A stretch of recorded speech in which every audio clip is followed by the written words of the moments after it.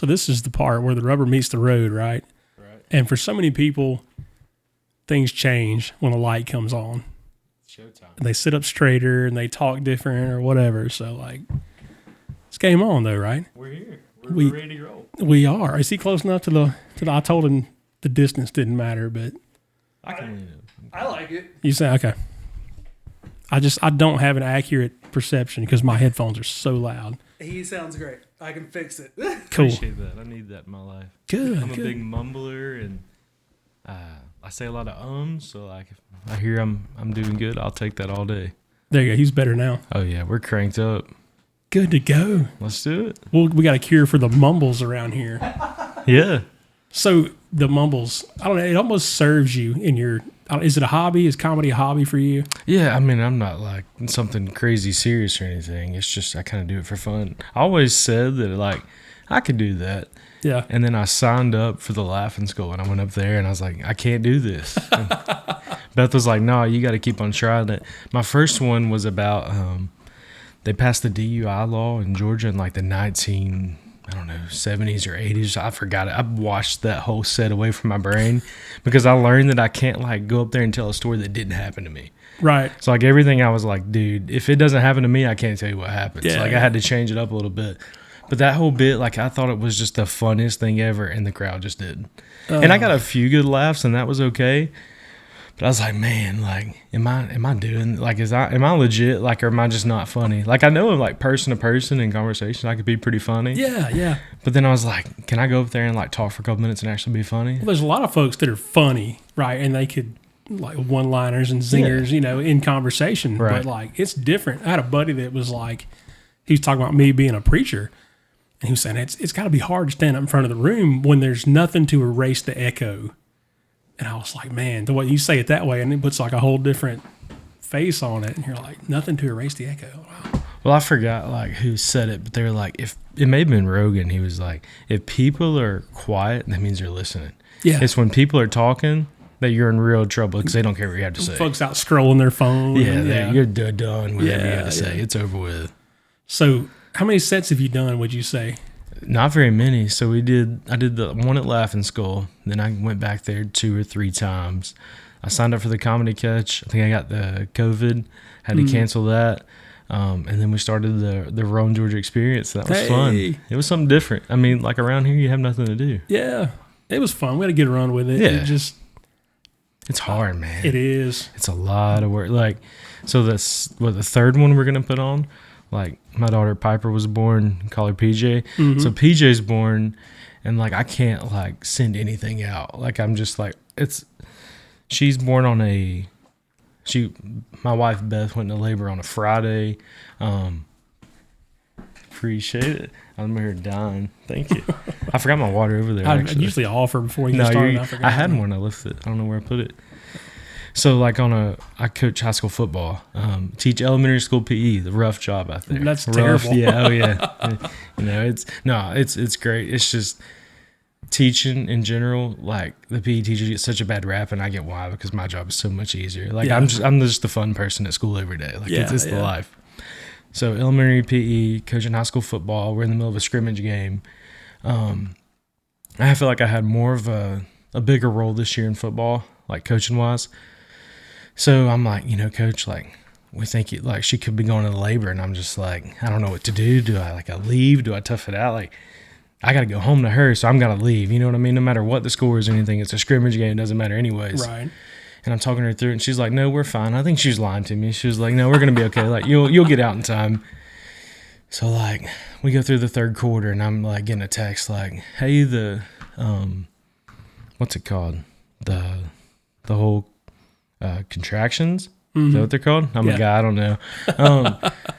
The contractions are like every 7 minutes, where like the 5 minutes is like the point where it's like, all right, it's baby time. Go time, yeah. So like PJ's born, or no, I leave the game at the end of the third quarter, running off the field, don't tell anybody anything. I hand one of my buddies my like depth chart of like kids that get in, since it's a scrimmage. I was like, hey, make sure they get in, I gotta go, like best having the baby. So we get to the hospital, and we go through that whole rigmarole of everything. We get there. It's going to be, she could have the baby now. It could be the end of the day tomorrow. So we find out they keep us. We have the baby on a Saturday. So Piper's born, Piper's here. And then like we're supposed to do the comedy show in like a week or like 2 weeks at the time. And I was like, do you think I do it? And I probably still have the text in here. You're like, yeah, man, you got it. Don't even worry about it. Like you just go up there and talk whatever you need to do. We got it. Like we'll figure it out. Yeah. So like I'm not pushing out stuff fast enough because of like she was born on a Saturday. So we went on a Friday. She's born on a Saturday. I had to watch film like from Friday night on Saturday leading up to when she was born. So I'm like, I'm going over film, sending coach like updates, stuff like, hey, I'm not going to be at film on Sunday. What you got to watch film on Sundays. That's the worst. Oh man. That was my least favorite part of coaching. You had to break down like I feel pretty strong about it. Like I'm able to pick up like small things. Like I've come up with a whole like scheme for if this left tackle did this, it was 90% pass versus it was like 40% run. Like I knew like kind of the statistics. Like I know those numbers don't add up, but I knew the statistics behind it. Like he was gonna pass or run depending on what he did. So like I have fun with it. It's a lot of work though. Like you try to find the little bitty intricate things. Like if a lineman's got his 3 fingers down instead of 4, he's probably pulling or anything. So like I'm breaking down film, man, and then I have practice on Monday and I gotta go to practice. Well, Piper had to spend 5 nights in the NICU. Yeah. So like we're going over there every 3 hours. Like you had to leave and then come back, wash your hands for 5 minutes, like go out and then come back in. Yeah. So like we're going through all that and she's going to be in the NICU up until the next game. And I'm like, I'm still going to go to practice. And then I'm holding her and like her heart rate drops. Ooh. And so they're like, she could be in here another 7 days because of that. I'll turn to find out like the leads on her chest and stuff had like gotten messed up. So I'm over here stressing out, bro, like thinking it's my fault that my daughter's because I had her neck crunched up or something. They're holding her the wrong way because I've never held a newborn baby. She's the first newborn I ever held in my life. Wow. So I was like, oh, this is going on. And then in the meantime, like we have this comedy show and I have no new material that I can go back on. So I'm like, oh my gosh. So I felt kind of a little bit guilty for the fact that, you know, that we didn't get it out quick enough. And we had overlap, man. It was right in the middle of a lot of stuff going on. Oh my gosh, yeah. Well, you were into all that, and I know myself and Tango and a lot of people involved were just like extraordinarily busy suddenly. Like there's just so many things going on. And I didn't promote it, couldn't promote it the way that it should have been. And I mean, so it was the perfect storm to just not have a comedy show. Yeah, and I mean, I feel like we did the best we possibly could, like with everything involved. Like, but when you're going up against college football in the South, dude, that's tough. South don't play about college football. Well, it was opening weekend too. It wasn't just like some Saturday. No. It was the first Saturday. Yeah, it's not like Alabama was playing Tulsa. Like it was like Georgia versus Clemson. Like that could be the national championship. We were going to start at the same time. I forget who Bama was playing. I think it wasn't a huge game for them, but it was the first game with a new coach and at the same time as their kickoff and all that fun stuff, and it just didn't pan out. And it is what it is. Yeah, I mean, we did everything we could, and there's still a chance we could always bring it back. There's rumblings about everything. It's just if the logistics behind everything is so hard. Like everybody asks about this and that. Like I don't even have to put anything on, but I know the logistics behind it getting it done is a lot. Well, how long have we tried to make this podcast happen? Oh gosh, dude. We've been talking about this since August, right? Man, we go into football season and we have practice every day, and I've gained 20 pounds since football between having the baby. Gained? Gained 20 pounds. You got a baby, that's different. I always lost 20 pounds during football, but if you have a baby, that's... I think it's just picking up fast food, man. Just go and go and go. And never focusing on a diet or working out or anything like that. So I gained 20 pounds. But yeah, dude, the podcast, man, we've been trying to put this together for a while now. Yeah. I've always said I'd do a podcast too. It'd be fun. Have you never done one before? Never done one, no. Man, well now you have. You're on a podcast. I tried to sneak Adam on, try to get him on to come out here with us. He's not a big talker, which kind of goes crazy considering all he's done, like in his life, compared to me right now. He'll get there one of these days. Yeah, he's just not a big talking guy. I was like, hey, do you want to go on like a podcast with me and just talk? Like you did MasterChef, you did all this other stuff. Like I know you can't share like certain things because of contracts and stuff, but still like it'd be cool. And he's like, no, I'm good. I don't like talking. Is that still not out yet? Oh yeah, it's out. Yeah, all the season's been done. He got 6th place, which is crazy for a kid who like doesn't have any like he didn't start cooking until I'd hate to talk on him. I'm not 100% sure, but I want to say junior, senior year of high school, like he really started cooking. Before then it was like cereal and ramen noodles. But like no formal training at all? No formal. He worked at a dude ranch in Colorado, so that was cool. He works at a dude ranch in Colorado, yeah. So I mean he did have that, but like just to like get, like I thought like people on there were like legit chefs. And Oh, some of yeah. them do have like more training than others. But even though he was like the youngest one, got top 6, man, I was super proud of him. It was That's crazy. awesome, Oh, man. yeah. It was cool to get to meet him too. He Yeah. came to one of the shows that we did, and my daughter was going to be on MasterChef Junior once. Really? Yeah, so she made it. We had to go to an audition at, I don't know, one of those tall hotels in Atlanta. Yep. And we couldn't go back with her. It was her and like 85 other kids, and they went back and did some stuff, whatever. So they called us, and they're like, hey, can you meet us at this Airbnb? We were down by the airport in like Hateville or College Park in that neighborhood, and like come down and bring a dish with you, something that you've cooked or whatever. Or like she had to cook while she was there. I forget how it worked exactly, but like it was mostly about her personality. Oh, yeah. Which is it was all interviews and stuff. So she like put this thing in the oven, and then we talked for like an hour, and she took it out. They didn't even try it. The people like they didn't even try the dish, but they were like, "So you play softball, and you're kind of a tomboy, and you want to play in the mud, and do all." They were like trying to steer her in this direction, and I'm sure it's way different with kids because they can't cook anyway. Like even the best kid is not a great cook, Right. so they were like trying, and she was like, "I don't want to do this. Like I just want to be who I am and let it play out." And so she just dropped out. She's like, "I don't want to do this anymore." So I mean, that's God so bless funny. her. But yeah.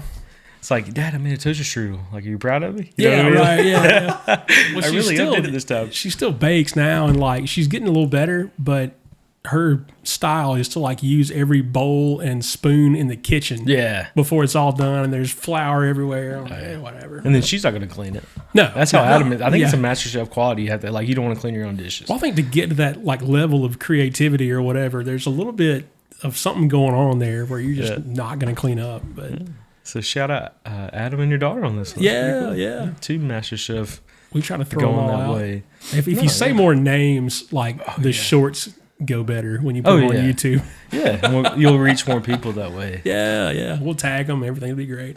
So what's Adam doing now?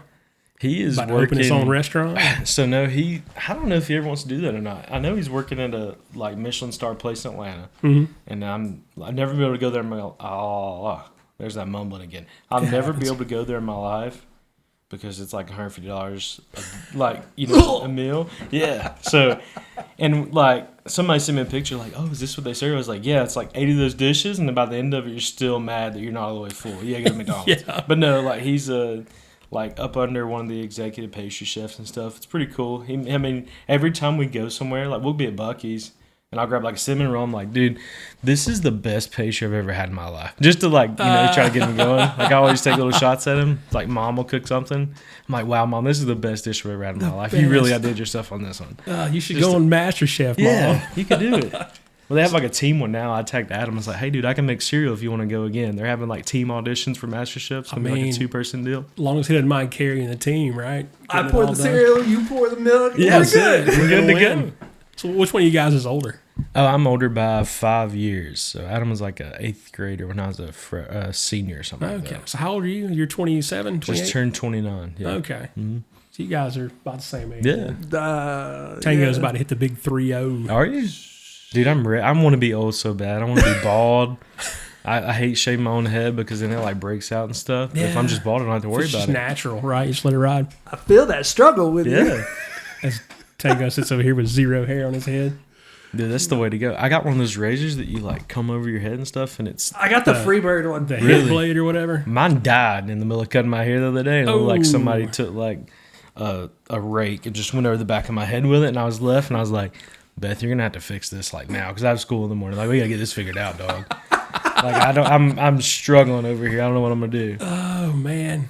So did she do it? Oh yeah. She got it right for me. It was like we had to break out the old trusty like razor to go across the top of it and just kind of edge it up. My wife would have done it. She would have finished shaving my head or whatever, but I think she would have tortured me first. And then, Oh, yeah. Nah, I'm good. I'm like, you gotta- Beth was like, I'm just gonna go to bed. It's fine. It's not my hair. I was like, well, you're not wrong there. You can wear a hat if you teach Yeah, PE, oh, right? yeah, It's dude. fine. That was the next goal. I was gonna wear a hat the next day. Oh, man. Life's tough. Dude, being a guy, man. No, I'm just kidding. Can you imagine? Like, if I would have been born a woman, man, and had to wake up an hour early and straighten my hair, and like, I'm not ever gonna shave. I haven't shaved my beard in a year. Like, Yeah. I'm not gonna do that ever again, probably, unless I wake up and it's like in my mouth again. But like having to wake up and like do my makeup and not be able to wear like regular shorts. Yeah. Like you have to choose. Like, am I wearing leggings or like, whatever those other shorts are called that Nike make, Nike shorts. Yeah. Like I could never, like I have to wear these, like right at the knees. That's all I can wear. There's not a lot of thought that goes into what we wear. No, dude, I could care less. Yeah. Like, black and brown, I just found out don't go together. Do they 29. not? I No. don't think, yeah, really. No, they don't. I don't know. You don't wear a pair of black shoes with a brown belt like that. That's a big no. If I wear a belt, I'm dressed up. You know what I mean? Yeah. I got a belt on today. I got my church clothes on still, But yeah, black and brown do not go together. Breaking news. but why not? I never understood the why. Like, I'm colorblind, so like I have never really cared much about the rules as far as what matches and what doesn't. But what makes like one color match another one? They're different colors. They don't match at all. The colorblind part, everything you just said after that took me for like a full on. Because then I just thought, man, he don't even see nothing. Like he just goes in there blindly. Not like forgot the rest of what entirely. he said. It's what am I? I'm a do-tan, which means I'm not a tan dude. I can't tell. Yeah, I know. Right? I can't tell reds and greens apart.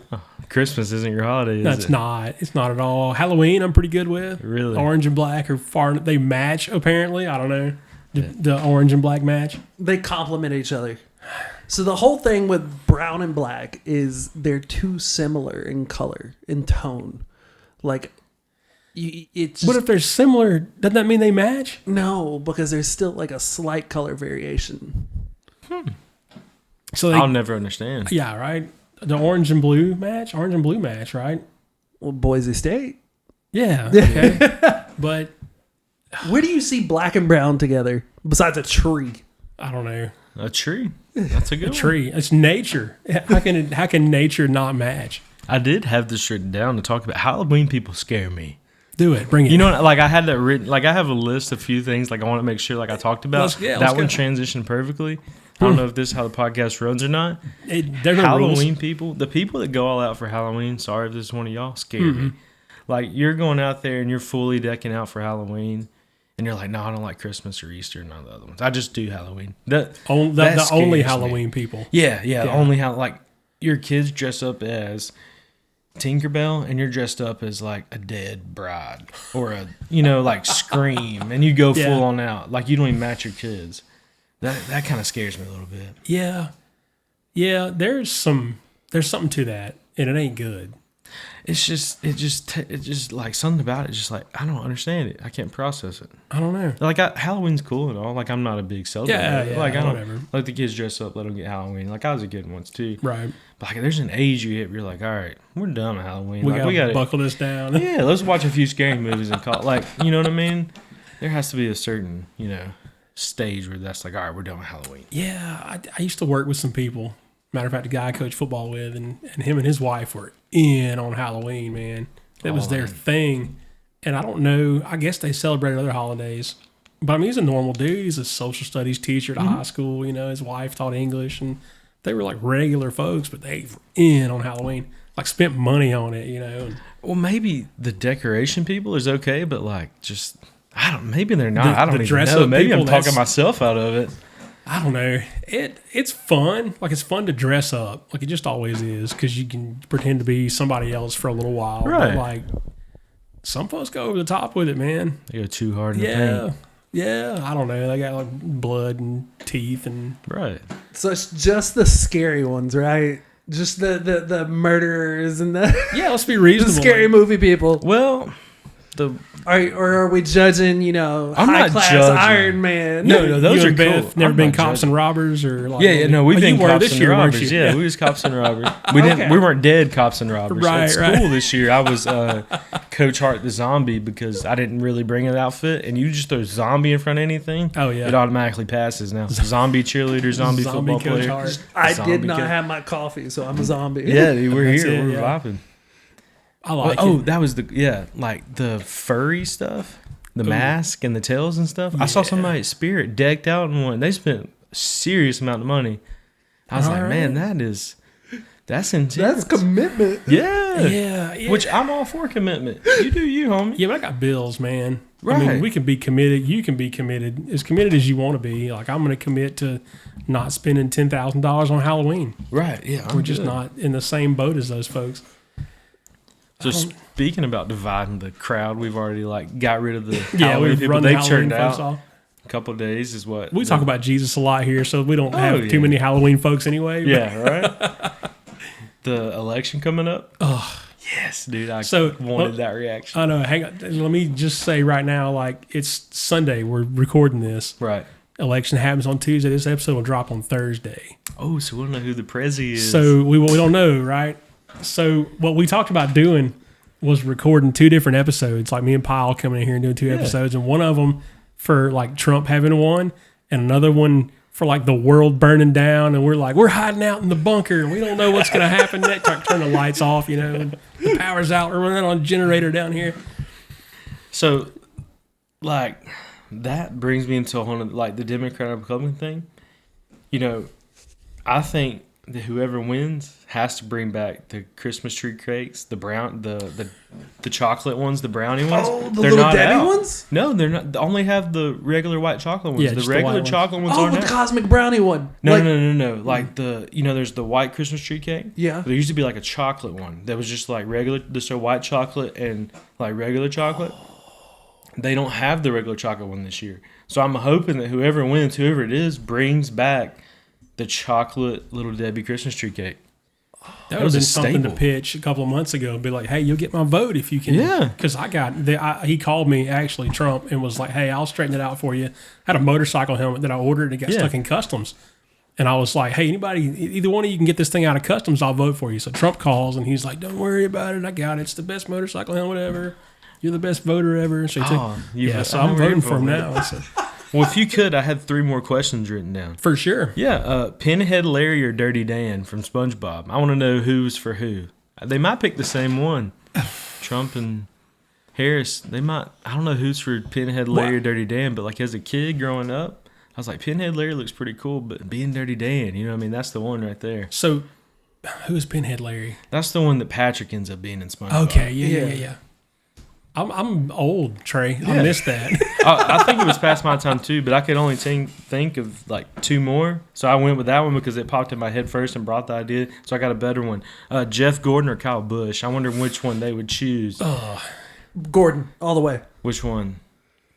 Trump Oh, and Kamala. you're saying you're choosing Gordon. I would choose Gordon all the Okay. way. What do you think Trump and Kamala would do? I think that Trump would go He would go. with Bush. Yeah. Because I was going to do They're Jeff both- Gordon versus Dale Earnhardt. That's too easy. Trump's going Dale Earnhardt. He's going Earnhardt, but I think Kyle that Busch gives a Kyle's little edge to it. Yeah, he's a real brazen, say what he thinks type of guy.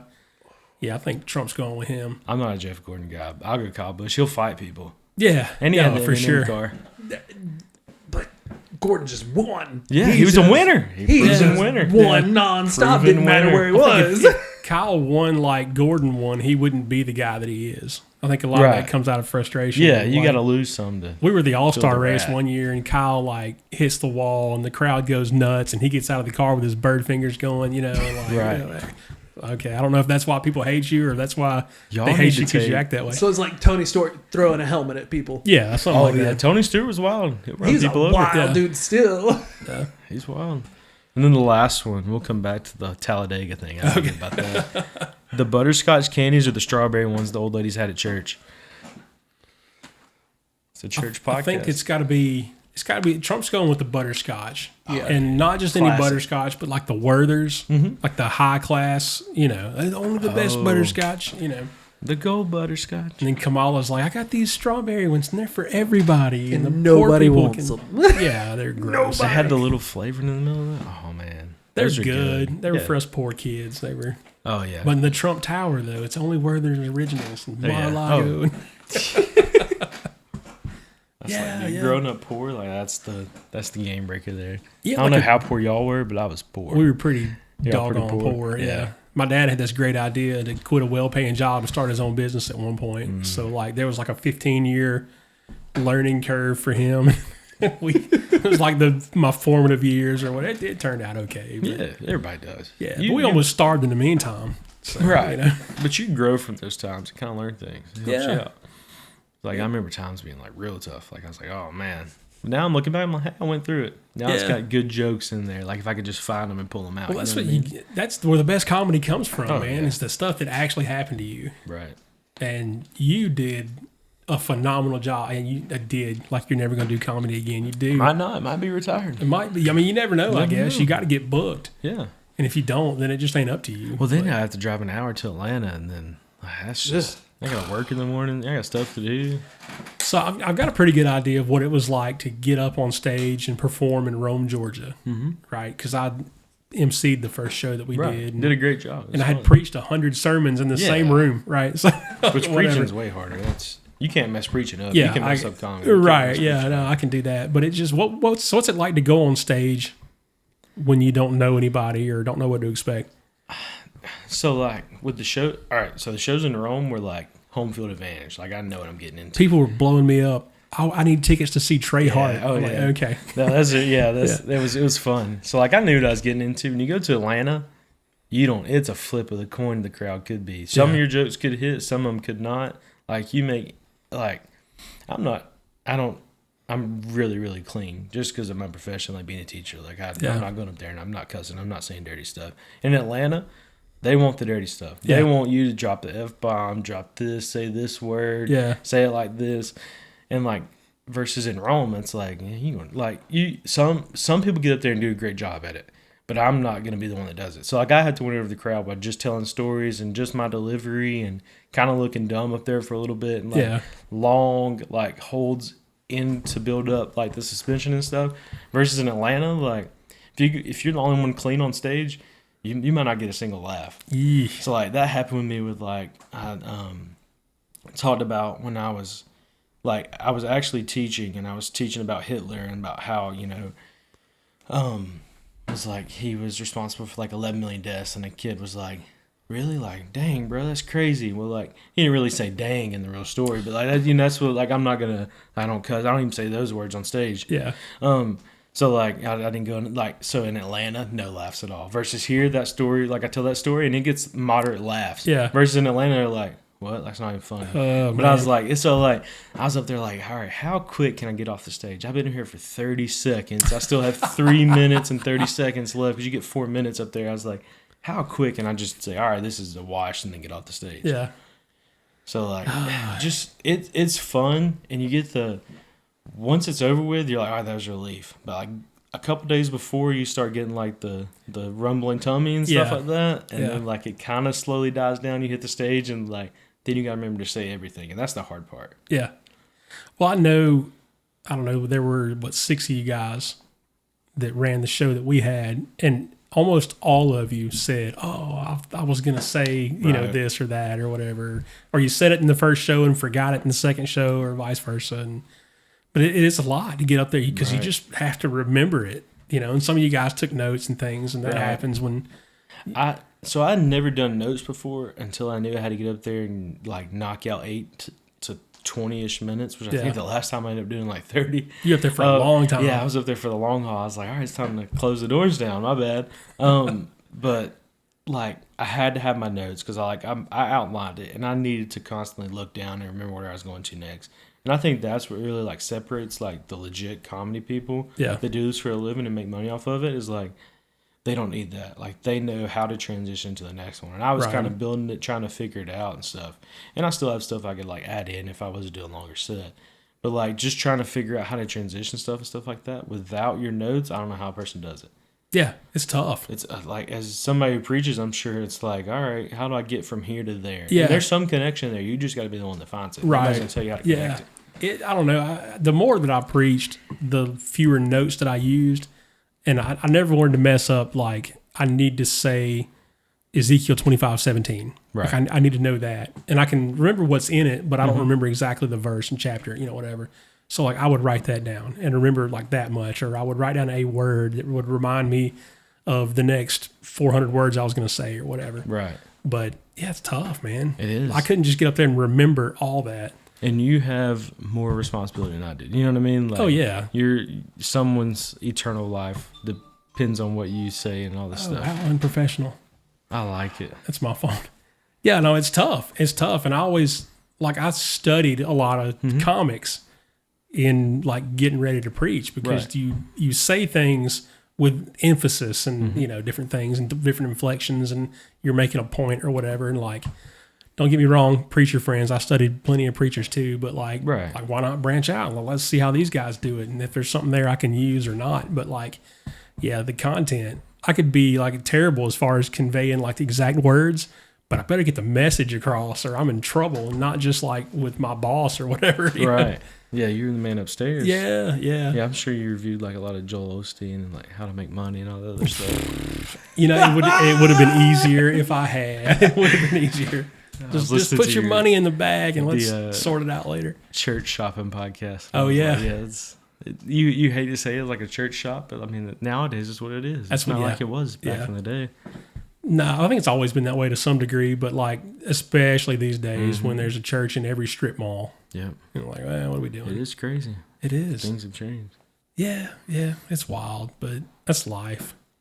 And we live and we learn and we fail and we grow and all that good stuff. But yeah, well, that's like when I taught 3 years middle school, and I was like, you know what, I'm done with this. I'm not doing this anymore. What were you teaching? I was teaching social studies in my first 2 years, and then I was teaching ELA and social studies. Mm-hmm. Social studies is fine. You get in the ELA stuff, that's like a different universe, man. Like you gotta, and I'm get up there and like, I know you're from Armurchie, and that's it's hard to read in the mooch. We can't even spell the word. You know what I mean? So I mean, we were struggling, but like, I'm not a reader at all. Like I can't keep up with a book for nothing. And so then to teach ELA, which I'm certified, like, and I've taken the test for it. And I scored like professional in it, but like, I've read 4 books in my entire life, and like we're not talking like chapter books. We're talking wholes. I had to read Anne Frank for one of my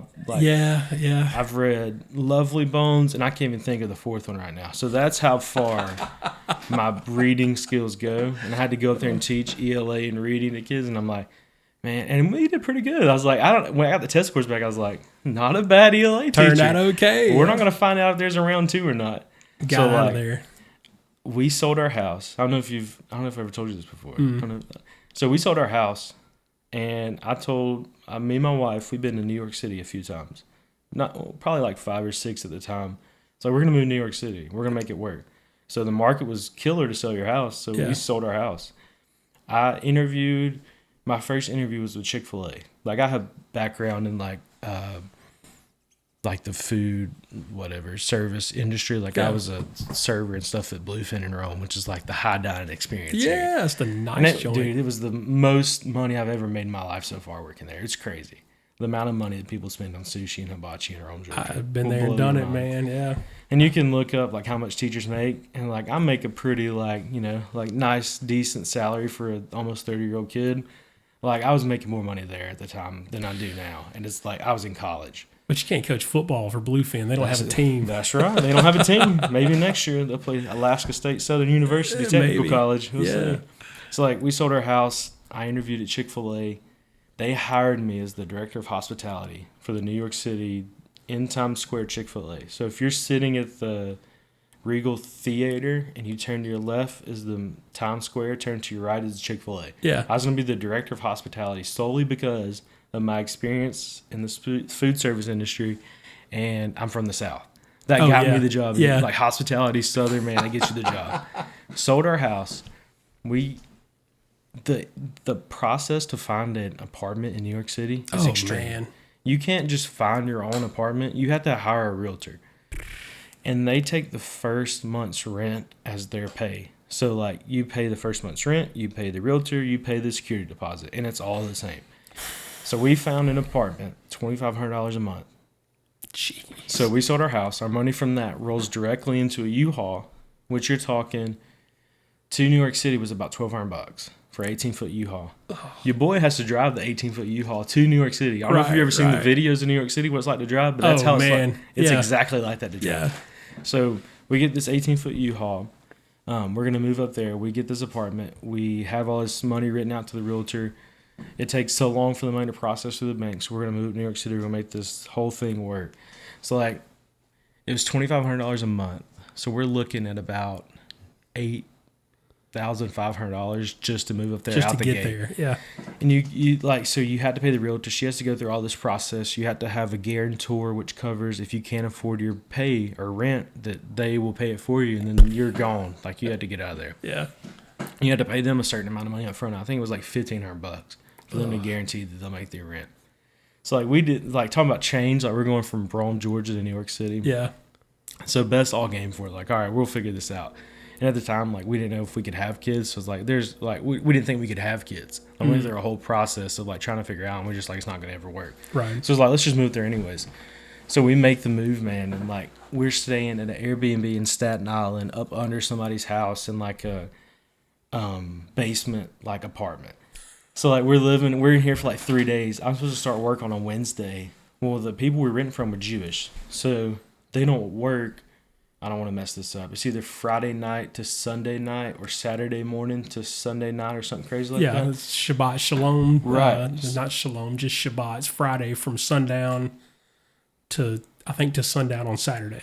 And so, like, our realtor's like, hey, man, move up here. You're good. We'll sign your lease on Monday. You'll work on Wednesday. I'll help you move in the apartment. So, like, we go through this whole process. We get everything. We're in Staten Island.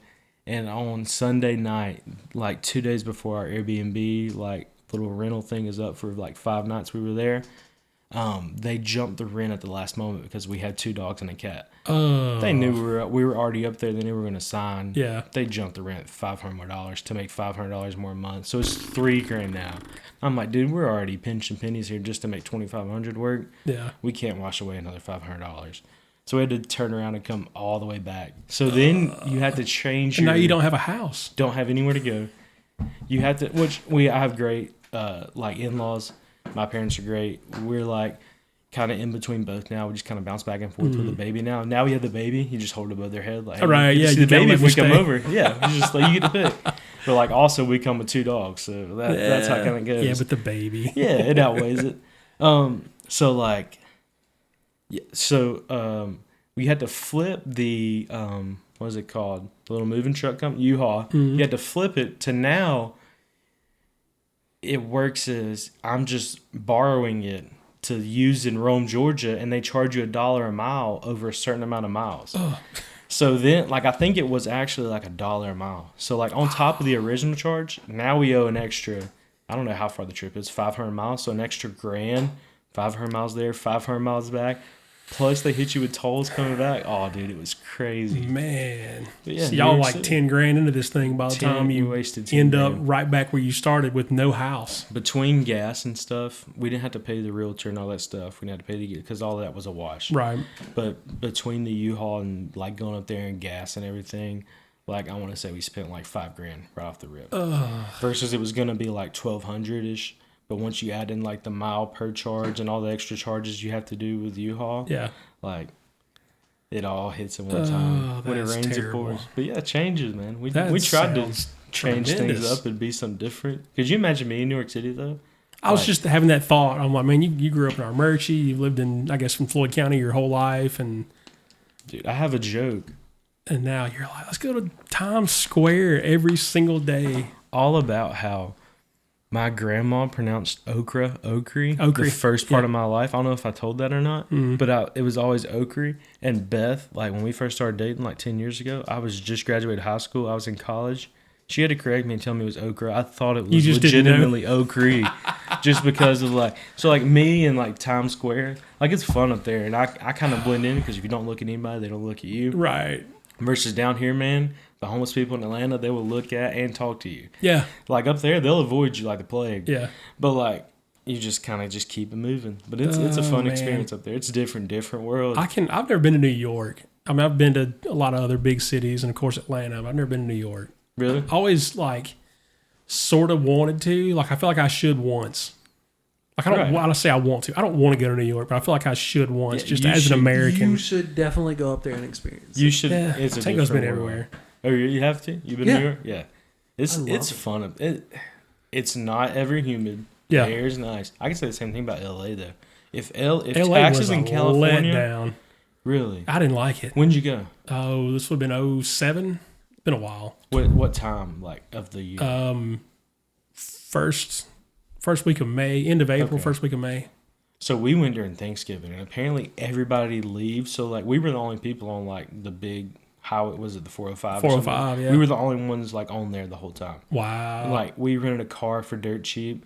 The weather was like great. We went to Malibu. Nobody was in Malibu. Dude, it was if taxes were not like 60% of your income. Yeah. I could definitely live in California. Beth hates it. I really liked San Francisco. I thought Really? San Fran was cool because it felt like a small town. Like I kind of got the same thing from Boston when I was there, and it's a big city. And there's a lot going on, but it feels small. Right. I was like, I can get behind that. Yeah. But now they have a poop map. Really? Yeah. What is that? Well, you go online and you look and see where all the turds are on the sidewalk, where the homeless people have pooped or whatever. Or like they got poop and syringes, right? Or yeah, different That's maps. pretty cool. I mean, is it though? We should bring that to downtown Rome, Georgia. We should. Man, that happened to me in Opera Alley one time. So, and I did the math on it, and I figured I was getting a parking ticket as I was walking by human feces in Opera Alley when I still worked down there like one morning. So, in that amount of time, we need a poop map, I guess. Yeah, you need to install one. You need to put it up and put it like a little check mark. I will. We're getting a new downtown development director, so maybe I can pitch them on the idea, and we can make it official. Are we? Because I saw they're hiring for it. Yeah, the lady that's been doing it got a job. I think she's moving to Canton to do a different thing there, but Deuces. yeah, I don't blame her. She didn't want to have to be the parking Nazi. They kind of got dumped on them. How much do they make? I don't know. Did you see the ad? I don't remember. I know I saw it on Indeed, and I was like, nope, I want no part in this. Is it justifiable, like living wise? Probably not. Probably not. No, it's probably. I don't know if Beth made a lot of money, it might be worth it. But Yeah, that's the thing you're into. Yeah. You need somebody to like back you up on that one. yeah. But yeah, I don't know. It's just so San Francisco though was cool and I'll still say that if I could go fly into San Francisco and catch like an Uber straight to the pier and get on the boat to go to Alcatraz, I would do that again. Oh, that'd be cool. Alcatraz. I don't know if you've ever been to San Fran or not. no. Alcatraz is It's legit. the coolest tourist attraction I've ever been to in my entire life. Really? It's so cool. Now that's the one those three guys or four guys escaped and they There never were found there any were trace of three. them? The Anglin brothers, and I forget the other guy's name. What were they in for before I say anything about them? I don't know. I don't know why they were in there. I mean, it had to be bad because like It had to be bad. they didn't throw bombs in Alcatraz. But like that's like just escaping there and like making it out. And we said escaping. I mean, who knows if they escaped? Who knows? Yeah. It was John Anglin, Clarence Anglin, and Frank Morris. Okay, I had Clarence and Frank, and then I had the two Anglins, but I didn't. Yeah. Frank Morris. I got you. Yeah, I don't know why they were in, but that's where I also learned that I was never going to be on the Deadliest Catch. Yeah. Because I always thought that was cool, right? So we get on this boat to go out to the island. You can see it, but it's a good little ferry ride out there. And I'm like, I'm going to stand up on the front, right at the beginning, the start of the boat. Some of that cold water splashed up on me. Yeah. I was like, I thought this was California. I'm freezing. Dude, So, yeah, we're not doing that. There's intensely cold. It's so cold. Makes no sense. It's Yeah. not the Gulf at all. It's not It's the not. Redneck Riviera. No, It's not Panama City. So we flew into Also, San They Fran. have sharks. Yeah. Sharks and They have sea lions. sharks. Real sharks. They have not, like 11 different species of sharks Yeah. surrounding Alcatraz. No, I'm sorry. We're out. We're and not if one of them's a swimming. great white, I'm good. You know what I mean? One of them, they got great whites. That's what I'm Isn't that saying. one of the- If there's 11 species. If Yeah. one of them is a great white, I'm good. No, dog. we're I'm done. good. We're done. Yeah, I don't need it. I don't need it. I've seen Michael Phelps race and be lost. You know what Yeah, I mean? It's just- I can't outswim that guy. Yeah. yeah. Nope. Not doing it. But no, San Fran was cool. But we flew into there and then we drove down to LA. And I thought we got in the water in San Francisco and I was freezing. I was like, this is stupid. Like, let's go to LA. And we went to, what's the one with the workout place, the muscles and the. Gold's Gym. No, the outdoor Venice. one. Yeah, Venice. So we're at Venice and we're like, okay, now we're going to get in the ocean. No, it's freezing. Yeah. Not the Atlantic Ocean at all. Nah, you ain't getting over there. Plus, you can't. I didn't know this, but like you can't surf or get in the water after it rains because all the runoff runs into the water. So like you'll get like stomach bugs and like eye infections and all kind of crazy stuff. Like it's not like around here where like you're probably good. Yeah. Around there, like in Panama City, that's the place to go in Rome, Georgia, Panama City. Yeah, but everybody goes there. anywhere in the Gulf, like you go there. And it's like if it's going to rain that day, no matter what day you go, it's going to rain. You can get in the water, and if you do that in California, you can lose an eyeball. Like things are serious over there. Yeah. You Not like- avoid that like the plague. Yeah. I'm out on That's probably nasty. where the plague started. Yeah, I'm sure. Yeah. I was in LA living there when COVID hit, and I was like, I got to get the heck out of the city. You lived in LA? For a little while, yeah. No shot. I had to get the heck out of there because I was like, oh, COVID's coming. Oh, crap. COVID is here. And it was like, there was mumbles at that point, and they're like, hey, we're probably going to shut down the whole state. And I was like, I got to get the heck out of here. Let me get out. So, like, Man. I'm on a plane, and it's like one of the last planes flying out before they shut the airports down. And I was like, I just want to go back to They shut Georgia. the airports down? Dude, But yeah, I they knew that it was. No, when COVID hit, those first 2 weeks, everything was dead. Yeah, because also wild. because like I took off from LAX, landed back in Georgia, and like 2 weeks later, I'm in like Las Vegas, and there's nobody. That's And I was crazy. like, Vegas with nobody on the street was weird. I was like, the zombie apocalypse is That's what it's happening. going to be like. We got a taste of that, didn't we? It was great. I loved it. My little brother was on a mission trip in Jamaica when the shutdowns happened. So, like, he was in Jamaica. Adam was in Jamaica. Wow. Had no idea what COVID was. Because it was like, if you remember, like, somebody got it and then somebody else got it. And they were like, oh, it's like Ebola. It's going to be gone. Right, And then it 4 wasn't people. gone. Everybody's like, nah, everything is done. Yeah. He was in Jamaica. And, like, this is the time where, like, people are, like, really, really, really, really sick. Like, if you get it, like, it's almost a death sentence. Yeah. So, like, he flies in from Jamaica. He doesn't feel great, and so everybody's freaking out. He's like, what are y'all talking about shut down? Like, when he gets service, he learns about everything because, like, he didn't have it. So when he lands in Atlanta, he learns that COVID's here. Like, and everything has happened. Oh, no. So then, like, we had to, like, sequester him in, like, a little, like, room. Like, he's in the jury duty. Like, we had to throw him in my parents', like, extra spare bedroom and like lock him up with like shower curtains, Stuffed towels under the door. Dude, we shut off like part of the house, so he had like that bathroom, Oh man, that what's it called, and all that's going on at the time, and like he had no idea anything was going to happen. It's like things were like serious. It was wild back then. As Yeah. a teacher, I was like, this is like I'm teaching online. Like I don't have to control any behaviors or anything. Like I upload the I know thing. you just logged Timmy out and he's Yeah. gone. You just kick him. But like you would get on and teach, and like nobody would be in class. Like, Yeah. there's no kids like going to do anything, and some kids don't have internet. So like, Right. things at the time were like crazy. Like it made no sense. It was wild. We're gonna get a hit for this on YouTube. aren't Nah, we? not Like saying yet. Spotify. Dude, Somebody's it gonna was- ding us. We hadn't said it was fake yet, so Minus like all the bad things that happened with it, I would love for that to happen again because it cleared out so much stuff, and I was like, I made thousands of dollars driving DoorDash in Atlanta during Really? that time. There's nobody on the road. I'm running red lights and everything, like, making a killing. it was the best time out west. As an introvert, it was fantastic. Yeah, I'm sorry for all the people who got sick or whatever, but yeah, I hate that. Yeah. As some like my job like involves like talking to kids on a daily basis, like talking to adults is like I'm not very good at it. Like Yeah. I can go up on stage and talk, but like having to have like a one-on-one conversation, like I struggle with it. I Yeah. don't know what it is. Maybe it's just my personality. But I've had the coronavirus before and stuff. Being a teacher, you're gonna get it no matter Yeah, what. you get all like the I teach stuff. elementary school. A kid's gonna cough Kids and be sneeze in like, my "Hey, face Coach by Hart." the second day.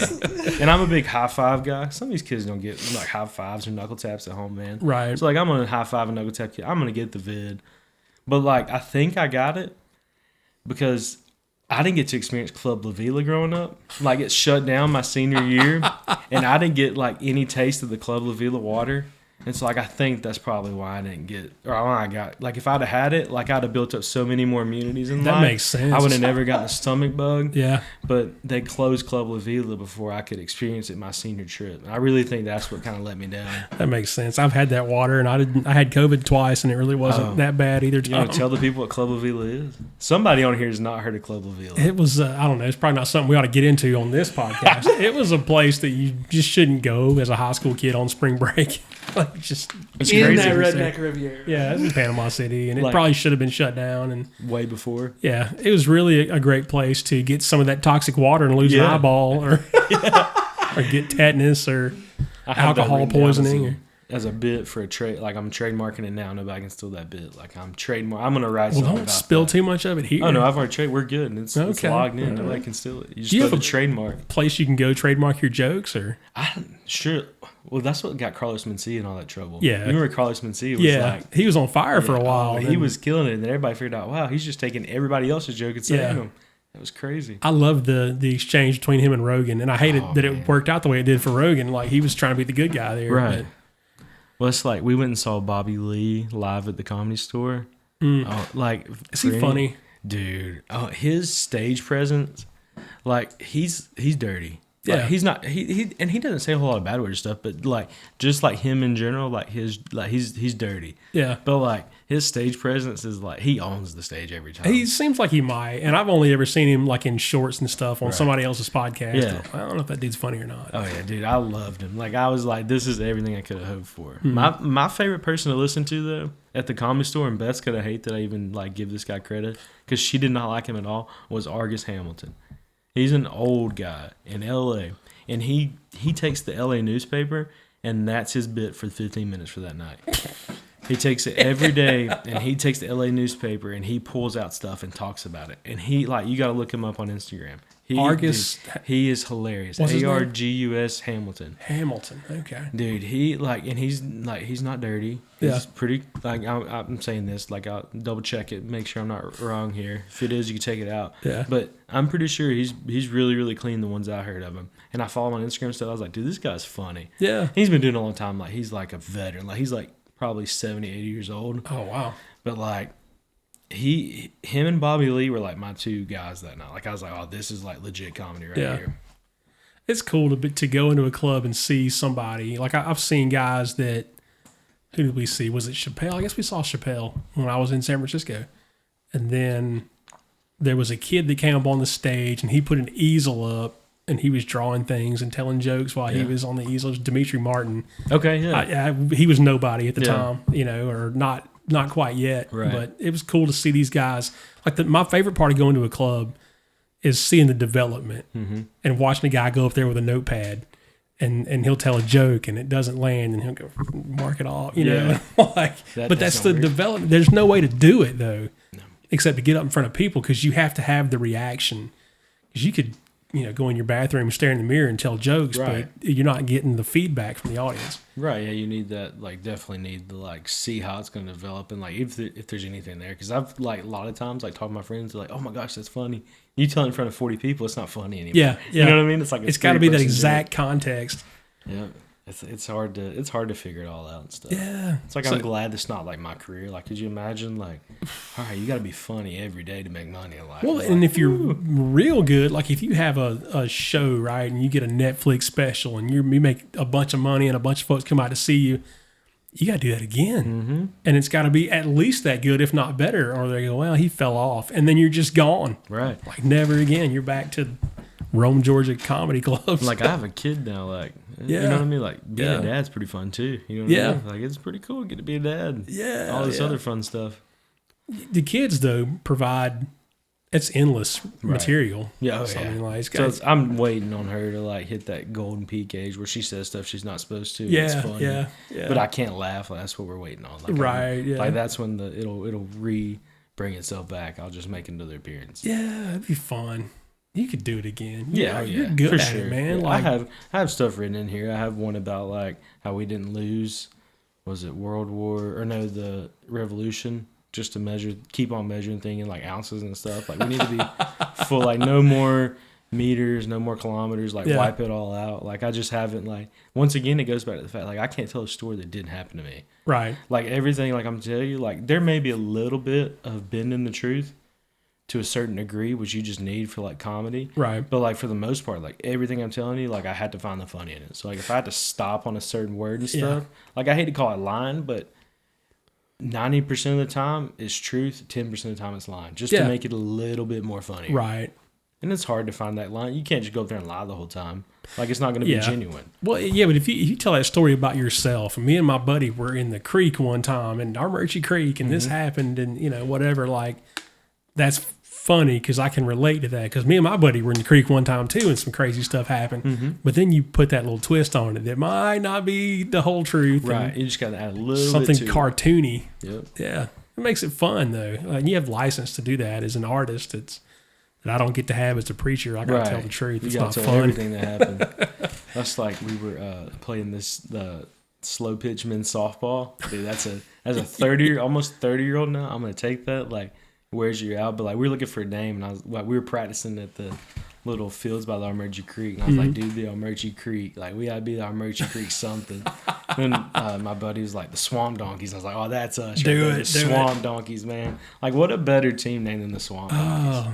That's fitting for a bunch of kids from the Mooch, right? Dude, playing slow pitch softball. Yeah, that's all we had to live for at the time, like slow pitch softball, like the Donkeys. I played a season of slow pitch softball. And just one though. That was it.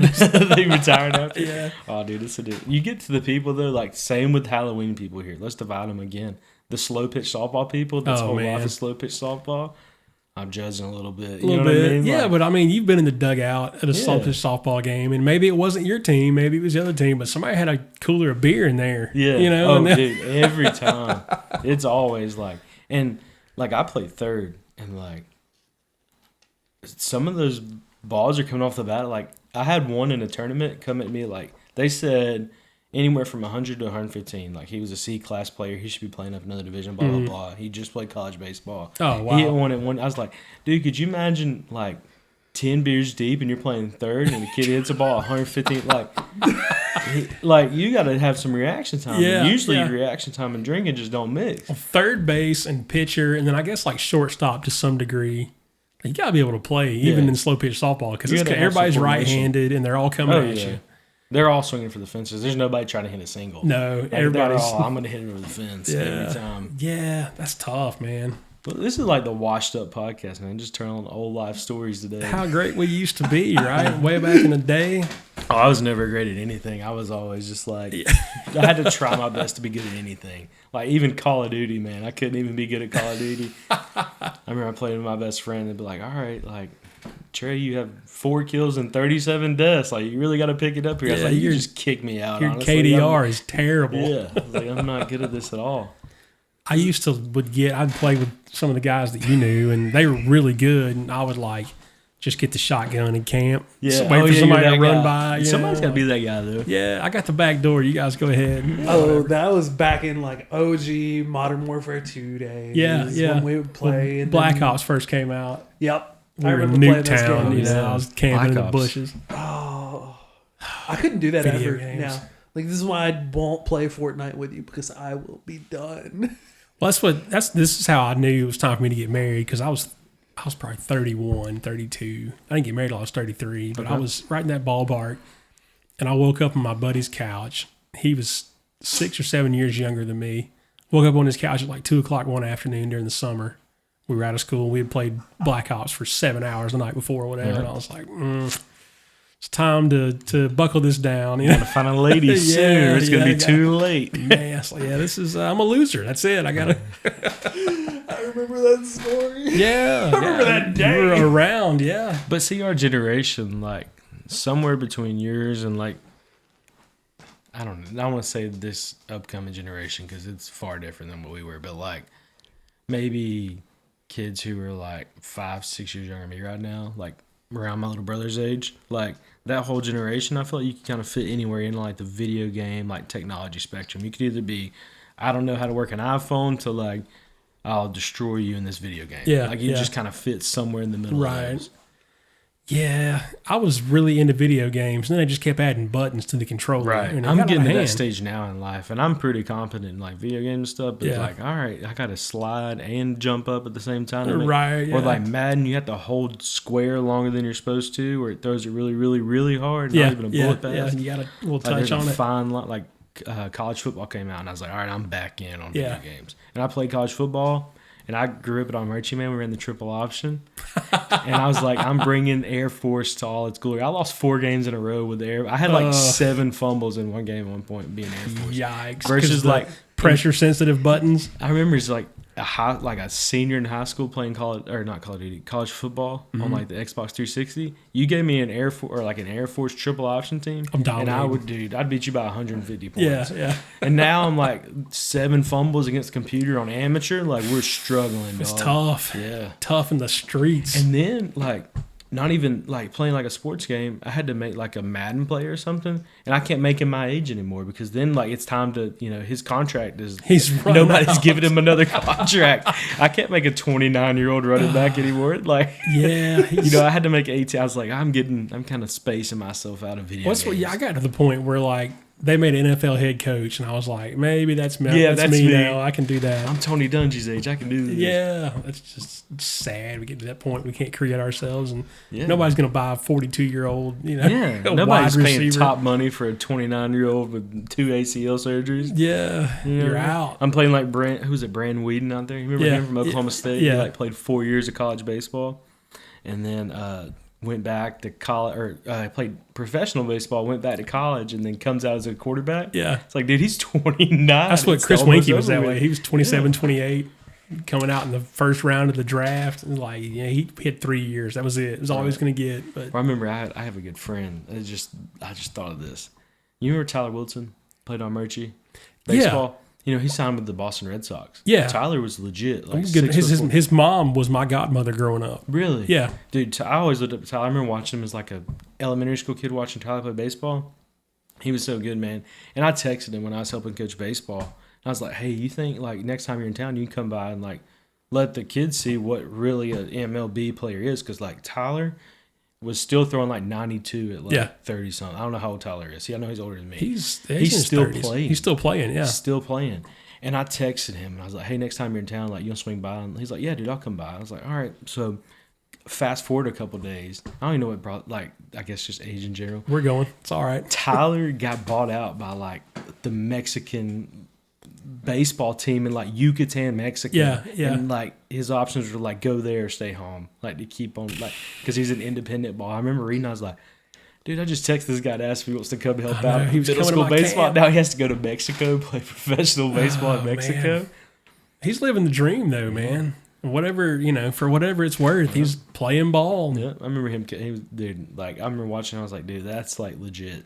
He was it. And then he made it to like spring training stuff, and like I want to say he got on like the 40-man roster, and then like I knew like baseball wise, I would never compete with anything like he had ever thrown. Like he's 6 foot something and a half, throws 90-something miles an hour out of high school. Yeah, I was like, that's when I was like, all right, baseball's probably not for me. Like a lot of realization here that I probably gonna make it. Well, I remember playing against Model. I played at Rome. I remember playing a game at Model and walking up to the plate and looking, and there were like 3 guys behind home plate with radar guns and like their Florida Marlins gear on. I was like, okay. We ain't making it there. We're 3 up and 3 down. We ain't hitting nothing off this joker tonight. I was not good anyway. Right, I was probably like a 185 hitter, whatever. But yeah, I'm striking out. Not good at anything. But anywho. So you wrapped up high school football season this past week. Yeah. How'd you guys come out this year? Dude, it was... So they opened up the whole new power rankings, which if you want to go to sleep tonight, read about how the power ranking system works for high school football now.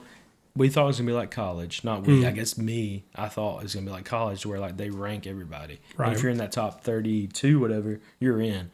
Well, then they released this whole statement about top 1, the 1 team in each region gets the host, then the 4 make it in, and then if there's a private school in one of those spots, they have to go to their own little section and stuff, and so then like at-large teams make it in. But we were in a pretty rough region. They projected that based on power rankings and private schools getting kicked out and going to their own thing at the end of the year, that 6 teams from our region would make it in the playoffs. So like we got 7th place. We lost, I want to say 5 games by touchdown or less with the ball in our hands at or beyond the 50-yard line.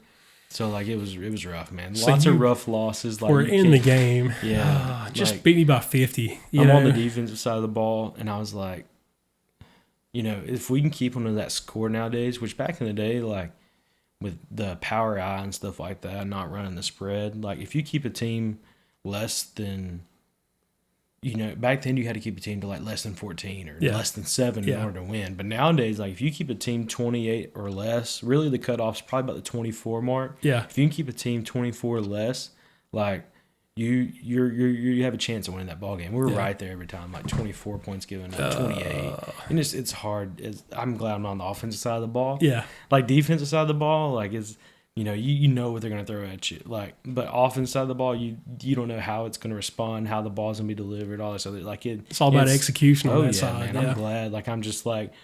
We're just shooting and hoping that the ball's there. If I got enough dogs on my defense, like scheme will take care of itself. Right. But offensively, man, you got to execute. Mm-hmm. And it's a rough life on the offensive side of the ball. So I'm like, man, I'm so glad. Yeah. Like I didn't work the offensive side of the ball. So does knowing, having an understanding, like a broader understanding of football, 'cause this was the case for me, it kind of ruined football for me for a while. Made it hard to watch. Yeah. Well, so just like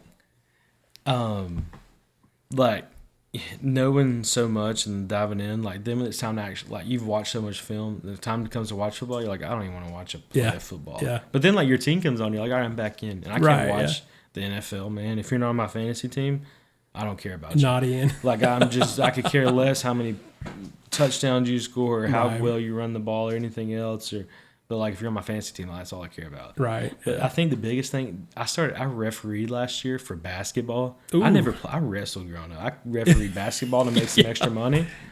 When you go into, that's the thing, like when I watch basketball now, I don't watch basketball anyways. If I watch basketball, I watch the referee. I catch myself watching the referees. Yeah. Because I was like, they're in this position.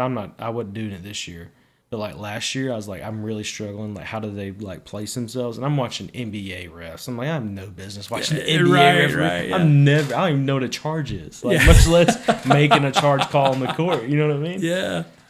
So like that part really ruined like watching like basketball for me. Now for football, I guess I'm so early in the stage. Like this is just my 6th year, I guess, doing football in general. Mm-hmm. But like it's getting to the point where like I watch so much film that when it comes time to watch football, like I don't care unless it's my team, I guess. Well, it would bother me that my analytical mind would kick in.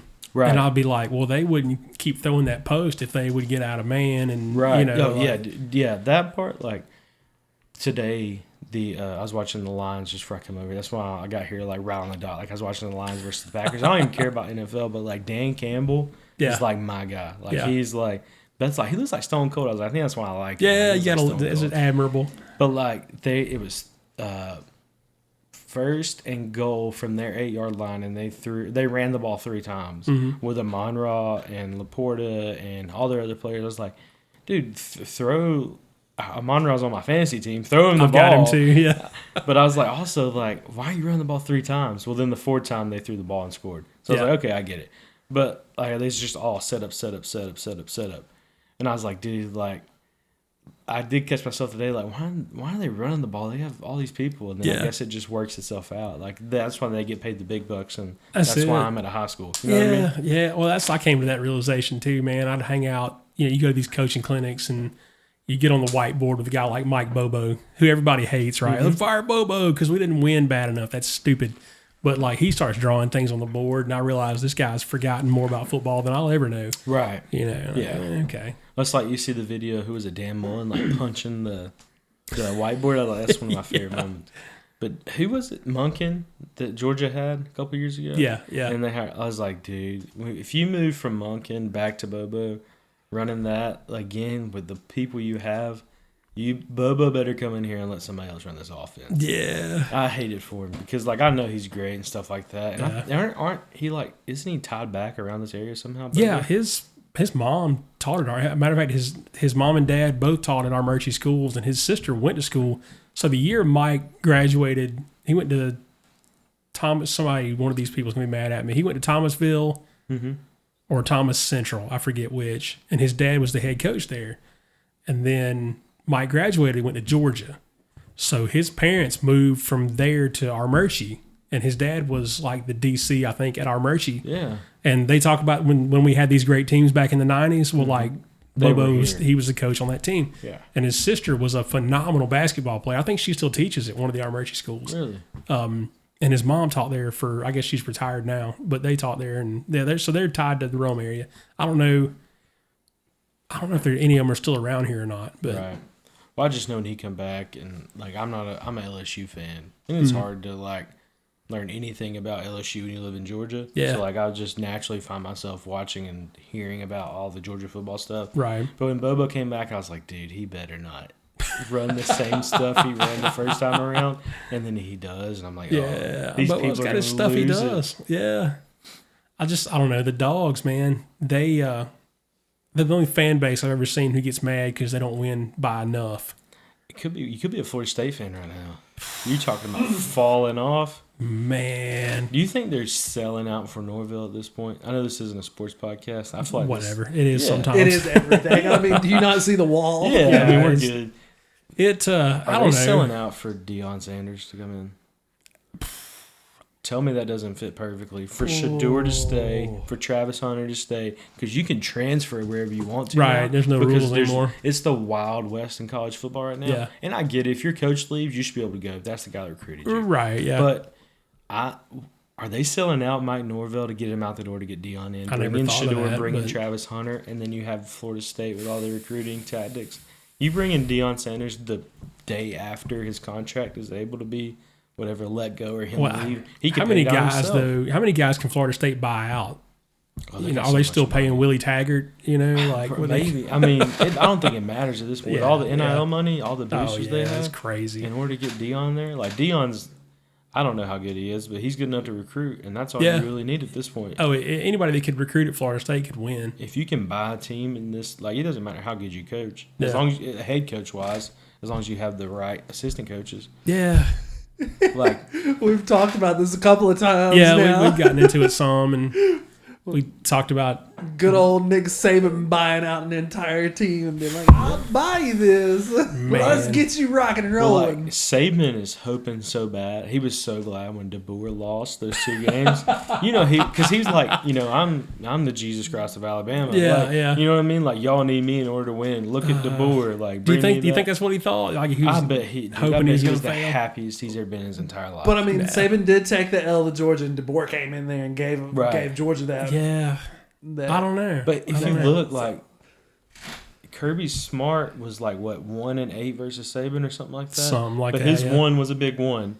But like those 8 were also big 8s. That's like, tough. It's hard to come. 0-1 with Yeah. DeBoer already. Yeah. I got to interview DeBoer in, I don't know, it would have been 2007, 8, when he was the coach at the University of Sioux Falls. It's the NAIA school. They played the NAIA championship Yeah, here in Rome. yeah. And they I had know it he here was for there. 3 or 4 years. And Barron. Sioux Falls was in like all of them. They had played at Barron State. That's why it's got all its upgrades when it did. But super cool dude. Ice cold. Like he's the same guy all the time. Really. But yeah, super cool guy. It's a great interview. But That's like who was it? Herm Edwards that used to come here all the time and do like the Christian. yeah, he leadership did some stuff with Yeah. like Chick-fil-A and Yeah. yeah. Always, Herm Edwards was always like legit. Yeah, You knew solid he was dude. getting that guy. Like, Yeah, whenever you he came play here. to win the game. That's what I always when I hear Herm Edwards. Yep.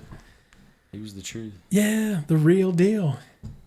It's like, Well, remember when Rome was like we had grown into like the Rome Braves and we had who was the hockey? Did we have a hockey team and the Renegades at one point? we That's never got indoor hockey. football. We had the Renegades. We had the right? They were Renegades. I arena worked for football. the Renegades. Really? Yeah, they so we had the Renegades and we had the Gladiators. It was a W, not a W. What were they? They were the IBL or something. I forget what league they played in, but they International Beer dominated. League. Maybe, yeah. They were so good. They beat people by like 50 points every night. We had season tickets to them, and then, like I said, I worked for the Renegades, so I went to all their games, and we had a cool little sports scene going for a while here, we for tried all our of best. 2 seasons. Yeah. Sioux Falls was here. Yeah. Big city, Sioux Falls. Kalen Deboer, man, the real deal. You got any trivia for us tonight, Tango? Oh, Dude, I didn't even prepare trivia. I was just excited about Trey Hart. It's all good. I know everybody's I had excited. fun. It's always good I don't to know have how much we Trey. accomplished. We didn't really have any kind of game plan or anything. You but know- I had fun just talking. We get on here sometimes and we talk about faith and Jesus and all those things. And sometimes we have entertainment that doesn't have foul language and, Right. stuff. So that's just got to be good enough for Yeah. whoever's listening. I And think we told a few jokes. Hit on a we few got some different jokes in there. And points. Lots of things coming up this week. It's gonna be a week to be in the it South. is, man. It is. I guess we get to record 2 more podcasts now. Yeah. A It's like doomsday a plan. heavyweight championship down here. in the It next kind of couple feels like days. it, doesn't it? Yeah, in the Bible Belt, like who's gonna win? Who's gonna be the president? Oh, What are they man. for? What are they against? Makes things like governor really important, right? You know, I taught history, and I was like, what are all these people running for? And I'm like, I don't know what half this stuff means. It's gotten so difficult now. It's not like it used to be. Yeah. Like when I was in school, you learn about history. Like it was like, all right, JFK was for this, and the other guy was for this, and Yeah. who was it? Richard Nixon should have never did Watergate because he was gonna win anyway. It was like- Right. Yeah. He already had it wrapped Now it's up. like this one runs on this and this and this. I was like, I can't. There's so I many personally worry issues. about like these 3. If we can do these 3, Yeah. that'd yeah. be great. But then they're like, if we do this one, we got to do 4 more of these ones. Yeah. Yeah. No, no. I just- The can we just do that goalpost is one? moving. Yeah. Yeah. Like we're just, if I vote this in the law, then we got to pay these people $700 million. You know what I Right, mean? yeah. It's like We're doomed, Trey. it's We're going just on. doomed. I guess we're just filming a doomsday one. Well, yeah. We'll just do the one. I've always wanted a bunker. That'd be cool. Why not, right? Before we leave, like what TV show do you think you could like be successful on? Like what TV show do you think? I'll tell you mine first. The reason that brought that up, Alone, where you had to go and live 100 days in the wilderness. That's a vacation for your boy. Like I'm going fishing, I'm going hunting. Like we're going. Like the reason this got pushed back or moved up, whatever. Yeah. I'm going to deer hunting in Kentucky. Like Oh next yeah, weekend. yeah, that's right. So like I was like, hey, as long as it's not these days, because I'm fully committed to that. Like, Right. We're good. I got drawn for the berry hunt. I didn't get to go, but I was like alone. Like you put me out in the wilderness, let me fish and like hunt stuff for like 100 days, dude. That's a vacation for me. So like, what's y'all's? You could go on this game show man. or TV show, compete, and like you might could bring home the bacon. Man, I don't know. I would want to be, I think, on one of the team shows. Okay. I think I'd at least want to have one other person with me. So what they did an alone season with 2 people, right? Or I feel like maybe or dual survival or something. dual like survival. Yeah, I think dual survival. That. I don't You know if gotta that's do like a that. game, but like if they had like or a Bear competition. Grylls because he stayed in hotels in between. You could takes. definitely, yeah. I could do that. Or like Big Brother or something like that. I Yeah, don't know if you, yeah. I don't know if y'all ever thought, but I've always like, what if I won the lottery? What if I was on this TV show? Could I win it? Like, Yeah. I feel like alone, 100 days, chilling. We can make it happen. We got a video production thing We can go here. for We it. can We put got you a out in the dude who woods. can take you out into the wilderness and can get you trained That's up real true. quick. Is that the guy who's on? Couple Dom, episodes yeah, back, Dominic yeah. Romano, yeah. That'd be fun. We could go as a crew. I Oh, told no, you. now you want a crew. You were alone a minute I'll ago. go. Well, alone he's for got to sure. have a film crew. I don't want to leave y'all like missing out though. Like, we're Yeah, talking yeah, about I got you. going I fishing got you. and stuff like that. Yeah, It's like, okay. We could all go as a crew and see if we can make it. That All would be right. fun. I'm be down. I love some camping. Camping's fun. Tango, you got anything? What could you win? Oh, you could throw me on any trivia show and I'd Jeopardy? kill. I would kill at Jeopardy and things. You got to answer answers in question form. Yeah. Who is what is? Yeah, that's it. I dominate I- trivia because I was a parapro in Yeah. high school, so I got to be in all the different classes, and I crushed trivia games down. Well, let's go to a Yeah. trivia night. Let's test. All right, let's this. do it. Let's film it. Let's Yeah. go to a trivia night. All right. Oh, there's a That would good go one in hard. Birmingham, Alabama. Birmingham. There's I'll have to look up the place, but Matt Mitchell hosts trivia all the time. Who's that? Matt Mitchell is the. We'll watch a video of him later, but he's from a southern thing, so like all the YouTube videos with the like super country people. Yeah. who you always see. Yeah, Okay. he's the bigger dude. What's the prize? I don't know. He gives away decent prizes every time. Sounds like we need to figure out if we can do it. All right. Let's go. Let's map it out. We can film it. You take your scooter. I'll drive my, whatever you call that thing out there, car, truck. No. Hyundai We got Santa another Cruz? scooter to throw you on. Really? Yeah, I got two. Yeah, he bought Yeah. 2 of them the other day because he's got it like that. Yeah. Yeah. Well, maybe y'all take the scooter still, and I ride in the air conditioner. Yeah, yeah. Y'all are big in the scooter game, traveling the world. Oh No, man. I'm just kidding. Yeah, for sure. Yeah. All right. Well, Trey Chris Manson- has all his motors and stuff knowledge and stuff like that. Yeah, yeah. He's Like, a I know if mechanic, I a turn- machinist. If I turn my truck on, like it cranks. Like I know that. That's much. it. Yeah, just You got to go take it to the place to get the oil changed. And I've done that a couple times. yeah, So like that, I know a few different things here. yeah, Man. We can yeah. do it. Chris is pretty good with it. He'll be all right. That gives us that knowledge. I'm sure Tango has some serious knowledge. He lived in L.A. yeah. He's made confident in the shoes. Jeopardy game. Huh? I made shoes in LA. Really? Yeah, Yeah. he wasn't out there like surviving in the What'd you do? mean You made- streets. What do you mean shoes? Nah, that's an off Yes, off that's an camera off-air thing. thing. Hey, to be Top secret G14 classified. really Yeah. nice. Yeah. Pretty cool. Anywho. Cut that part out. Yeah. No, just we're leaving it in. kill that whole scene. Yeah. Saint Tanko was super awesome. Got to hang out with a real famous guy. I don't know. You might recognize his name, but we won't say it on air. Yeah. No name But, dropping. No name dropping. That's free embarrassing. ads. Anywho, we've gotten completely off the rails, so Dude, it's great. it's been fun. Though. Somebody's been fun. listening to this and be like, you know what? I'm gonna check out all the rest of his podcast. I hope so, man. That's all you need. That's what when every episode wraps, I think maybe there's one more person that picked it up, That's and what they'll you go need. back and dig them all. And This will be an hour and 20 minutes of just shorts. right, Yeah, It's gonna be like, great. they're gonna be like, that Trey guy needs some ADHD medicine. He's man, he needs to book another comedy show. Is what needs to happen. Let's I need get to- on that. Let's I'll put have a to go Trey through Hart and special clip together. some stuff up. And Yeah, post I'll it send you later. some. We usually make a bunch of them at the end, so yeah, we'll make it happen. But let's jump off right here before we get any dumber. All But, right, cool. still watch the rest of my You got anything Sunday else? Night Any Football. more No, that I bits you hit got? everything, man. All right. I Well, thanks for appreciate it, coming y'all. on, man. I'm glad it Appreciate worked it, out. dude. Yeah, God bless man. you guys. We love you. See you Appreciate next y'all. time.